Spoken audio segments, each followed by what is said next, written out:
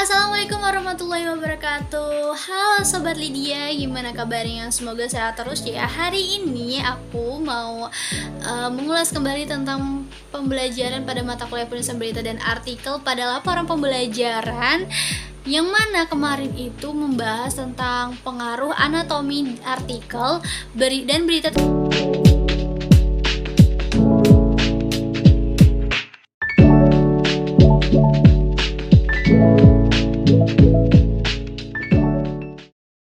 terhadap keterlibatan pembaca, yang mana yang tadi Lydia sebutkan itu dijelaskan oleh kelompok 1 nih teman-teman. Kelompok 1 pada pertemuan ke-12. Oke, so simak terus videonya sampai akhir ya. Nah teman-teman, pertama tuh diawalin dulu sama definisi dan konsep dari anatomi artikel dan berita itu sendiri. Teman-teman di rumah tahu nggak sih gitu ya, apa sih gitu ya anatomi artikel dan berita tersebut ya. Kalau artikel sendiri kan sudah dijelaskan bahwasanya artikel itu merupakan suatu tulisan yang memuat informasi mendetail tentang suatu topik atau isu tertentu. Seringkali dengan pendekatan mendalam atau bahkan eksplanasi yang komprehensif gitu ya. Kemudian sementara ya berita sendiri kan merupakan laporan singkat tentang peristiwa terkini yang disusun dan mengacu pada prinsip-prinsip jurnalisme yang efektif, yang objektif dan berimbang gitu ya teman-teman. Nah, dalam menulis artikel ilmiah sendiri juga ada beberapa struktur yang perlu teman-teman ketahui. Struktur itu bisa berupa judul, dimulai dari judul ya teman-teman, kemudian nama penulis, abstrak, isi gitu, pendahuluan gitu ya. Kemudian sedangkan struktur berita itu teman-teman ada yang dimulai dari headline, kemudian subheadline, kemudian body, kemudian conclusion gitu ya. Apa sih gitu ya headline dan subheadline gitu.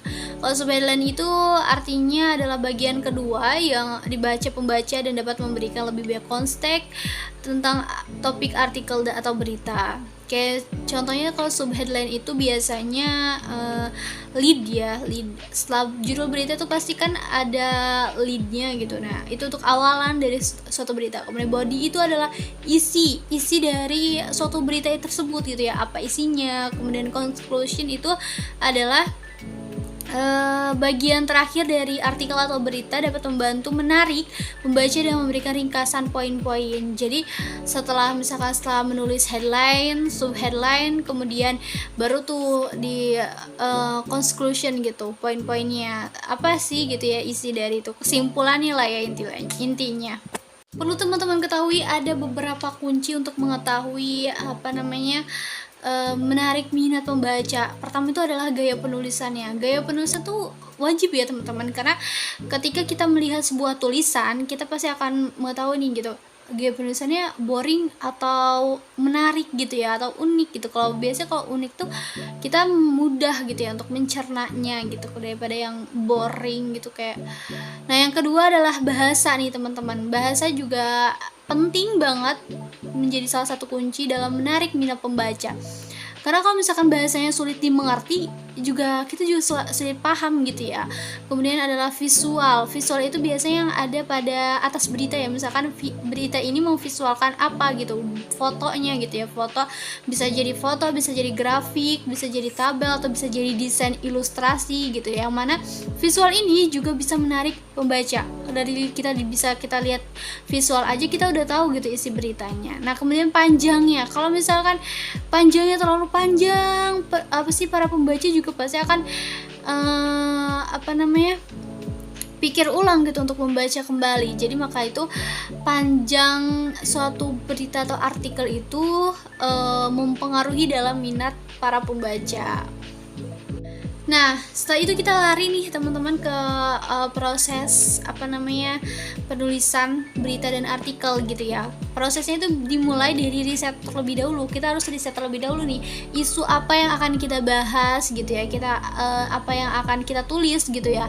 Untuk menjadi sebuah tulisan kita harus riset dulu fakta, datanya gitu. Kemudian baru tuh setelah itu baru penulisan. Nah penulisan ini dibuat dari judul dulu, judul yang menarik nih apa gitu ya. Kemudian gaya penulisannya, terus kemudian fakta dan datanya apa gitu ya. Nah, baru setelah itu kita menyunting.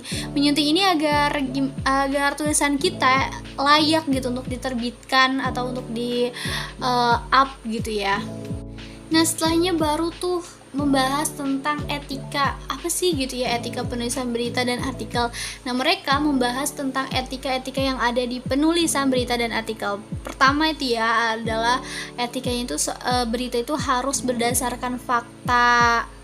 Nah, berita itu harus cover both side. Apa sih gitu cover both side? Cover both side itu seorang jurnalis itu menuliskan suatu berita itu berimbang gitu, tidak memihak pada satu sisi atau tidak memihak pada sisi yang lainnya. Nah, kemudian ada tata cara penulisannya. Tata cara penulisannya itu menggunakan 5W+1H itu wajib. Kemudian juga dimulai dari pembuatan lead berita gitu ya.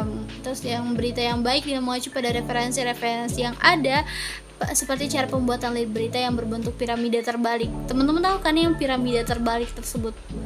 Pasti karena sudah dijelaskan sebelumnya pada materi-materi sebelumnya bagaimana gitu ya piramida terbalik dalam sebuah berita. Yang terakhir mereka bahas adalah faktor pengaruh keterlibatan pembaca artikel dan berita di media massa. Apa sih gitu ya faktor yang mempengaruhinya? Pertama adalah minat pembaca. Minat pembaca terhadap topik genre berita mempengaruhi keterlibatan mereka dalam membaca dan memahami berita. Penelitian ini dilakukan oleh Natasha Esterlila katanya dan Farid Rusdi menemukan bahwa minat pembaca media online pada Tempo.co berpengaruh signifikan terhadap kepuasan pemenuhan kebutuhan informasi di generasi Z. Jadi minat pembaca ini sangatlah penting ya gitu. Sangat berpengaruh keterlibatannya pada pembaca artikel gitu, karena ketika minat pembaca juga kurang gitu ya, apa yang akan kita baca gitu. Kualitas berita, kalau berita yang kita tayangkan atau yang kita naikkan itu ecek-ecek gitu, itu sangat mempengaruhi sekali pada minat para pembaca. Karena kualitas berita ini seperti contohnya kejujuran, kan banyak sekali ya teman-teman berita yang hoax gitu, yang tidak sesuai dengan fakta gitu ya. Kemudian saja ada faktor teknis dan ekonomis. Faktor teknis ini seperti contohnya keterbatasan ruang dan waktu, serta faktor ekonomis seperti kepentingan penjualan. Jadi faktor teknis ini, keduanya ini, faktor teknis maupun faktor ekonomis, mempengaruhi bagaimana berita itu sendiri disajikan dan dilihat oleh pembaca. Nah, kemudian ada faktor ideologis. Faktor ideologis itu seperti kepentingan segelintir orang yang mempengaruhi bagaimana berita tersebut disajikan dan dilihat oleh pembaca.